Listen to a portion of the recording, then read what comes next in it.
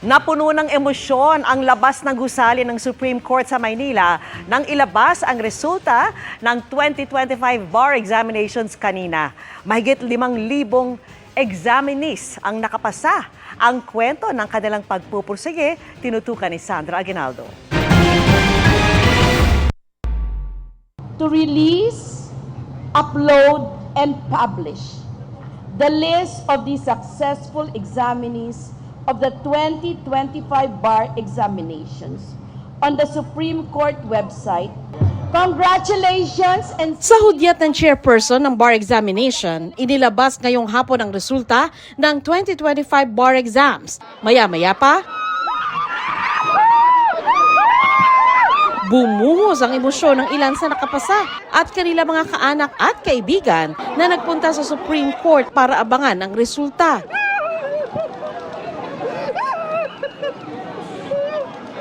Isa sa kanila, si Ibrahim na 9 na taon daw nag-aral sa law school pero nakapasa sa unang take ng exam. Sobrang hirap po. Doon ko nakilala yung girlfriend ko, nagkaanak na ako.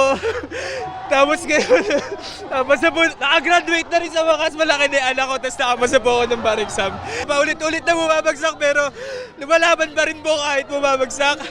Maririnig ang hiyawan ng iba't ibang grupo bilang pagbubunyi.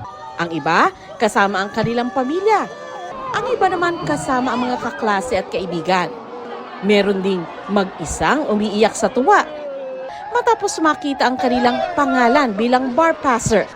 Ang inang ito, mag-isang nagpunta sa Supreme Court para sa anak na 4 na ulit na raw nag-exam. Hindi naman siya nabigo. Sabi ko, hindi anak, gusto ko, nandun ako. Kahit ilang beses pa, pupunta ako sa Supreme Court para ipagmalaki ka. Anak, I love you! Binigay na sa'yo na po ang Nazareno lahat. Tinawag din isa-isa ang pangalan ng top 20 sa bar.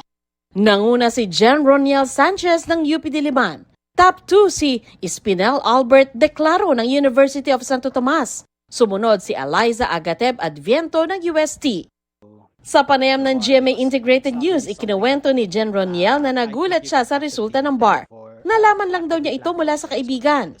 One of my friends called me and then informed me. She was like, Sanch, nag-top ka, top 1 ka. And I'm sitting in the jeep, bemused. I was like, you have got to be kidding me. I never really intended to top the bar. Just do your best and whatever happens, happens. Ilan sa pasok sa top 20 ang naroon kaya pinaakyat sila sa entablado. Ang ginawa kong motivation is matulungan po yung family ko and syempre makapagbigay serbisyo na rin po sa mga Pilipino.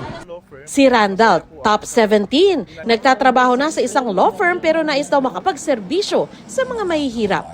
Masayang-masaya po kasi hindi ko akalain na makakasama ako sa top 20. Nandito po ako sa isang law firm and masaya po ako sa ginagawa ko, litigation ho. Bala ko po magpatuloy ho para matulungan din yung mga kababayan natin na kailangan ng legal services.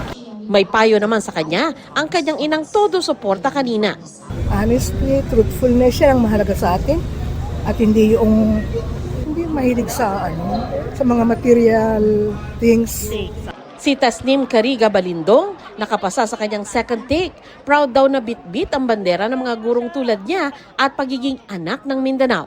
Never give up on your dreams, and I always believe that everything comes in perfect timing po. My plan is to represent Mindanaoan lawyers, especially the Bangsamoro community po. Si Reyo Eduardo Rivera, 59 years old, 11 ulit nag-bar hanggang magtagumpay. Habang may buhay, may pag-asa. Huwag tayong mawawala ng magtiwala lang tayo sa Diyos. Ayon sa Supreme Court, 5,594 ng mahigit 11,000 examinees ang nakapasa ngayon para sa passing rate na 48.98. Mas mataas ang passing rate ngayon kaysa sa ilang nagdaang taon. I only reminded the examiners that my standard is reasonableness. And then I gave them a rubric of how points will be assigned to the answers. May mensahe rin siya sa mga hindi nakapasa sa exam. Failure is just temporary. It's just a temporary setback. It will never define us. Sa February 6 manunumpa ang mga bagong abogado. Para sa GMA Integrated News, Sandra Aguinaldo, nakatutok, 24 oras.